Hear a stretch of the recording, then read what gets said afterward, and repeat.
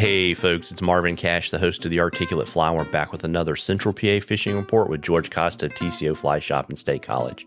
How you doing, George? I'm amazing as always, Marv. How are you? And as always, I'm just trying to stay out of trouble. It's a little cool in your neck of the woods, but that's not going to hang around very long, right? No, not too much. We got a little cool weather coming this weekend, the early part of next, but then it's supposed to heat up a bit. Some more thunderstorms, I think, for the next day or two, maybe out there. So we might get another little splash of rain, but we'll take what we can get and whenever we can get it.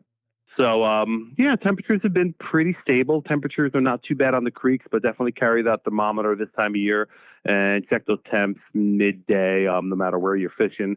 And the levels have been pretty steady, up and down with the rainstorms. Outside of that, fishing has been, summertime steady. So early mornings, we're still seeing some good tricos on most of the local streams here. That's an early morning game. Get out there, fish 7 to, 11 noon at the latest. They're pretty much done for the day. Dry fly activity in the evenings, been a handful of caddis here and there. There's some ISOs here and there. There's some Cahills here and there. But most of the dry fly activities coming on terrestrials this time of year. So searching with beetles and ants, things like that here in Pennsylvania are super, super productive. You can search all day with them, and like a little dry dropper with like a bigger beetle and like a small wet ant or a greenie weenie off the back can definitely pick you up fish throughout the day. Yeah, got it. And to just kind of help folks remember, I know that TU chart's been rolling around on social media, but what's the temperature to basically go drink a beer? Start thinking about what you're going to order at around 67 degrees, 66 degrees, and definitely get to the bar by 68 degrees. So 68 and above is pretty much, stop doing what you're doing. As it starts creeping up into that 66, 67 range is when you want to think about, what your next move is going to be. Got it. And got a question for you from Brenner, and he wanted to get your thoughts on, how many nymphs you can efficiently fish in a nymph rig, and any thoughts on kind of where to place the bugs on the rig. No, okay. So effectively really depends on what kind of water you're fishing. If you're fishing, personally, if I'm fishing really fast pocket water, I'll often just use a single nymph just because you're going to get a better drift. Slower water, you might be able, I often fish 2 nymphs, and I generally place them, maybe 12 to 18 inches apart. If the water's really deep, I might have them 20 inches apart, but somewhere around that 1.5 foot mark, I think is good for how far apart they should be. I never fish more than 2 nymphs. It just turns into a tangled nightmare, and your first cast, you're going to get stuck in a tree or on a rock. So I think 2 is about where I maxed out. I've been known to, in rare occasions, I have put 3 on, but I kind of off that boat because it's just a tangled mess and it just becomes a hassle.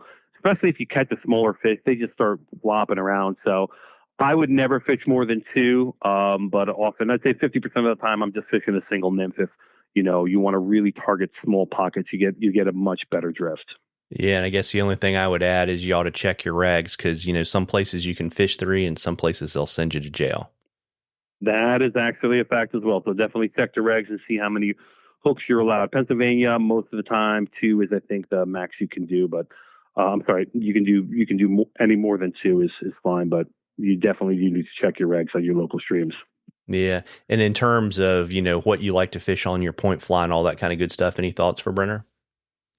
I usually like a heavier one on the bottom as my point that's just going to drop down a little more. But I mean, that really, there's no rules or anything you should definitely follow with that because variables are going to change, conditions are going to change, where you're fishing is going to change.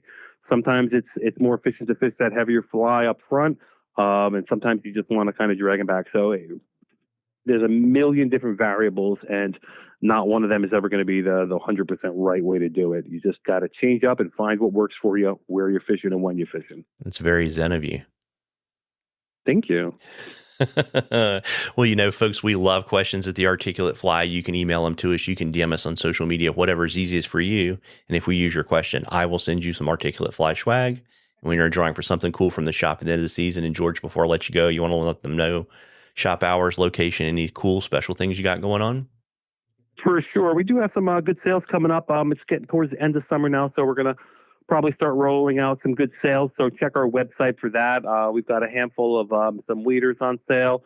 I know we're starting to get a handful of some Orvis reels and a couple of the Howler Brothers items going on sale. So some good stuff coming up on our sale page on the website. Shop hours, we're here Monday through Saturday, 9 to 6, Sunday, 9 to 3, pretty much 362 days out of the year in State College. The rest of our shops are open about the same hours. So check us out on the web at tcoflyfishing.com. Yeah. Is there anything better, George, than heating the call at a discount? I enjoy eating the call very, very much. I encourage others to eat it as well. There you go. Well, listen, folks, show it to yourself to get out there and catch a few. Tight lines, everybody. Tight lines, George. Take it easy, Marv.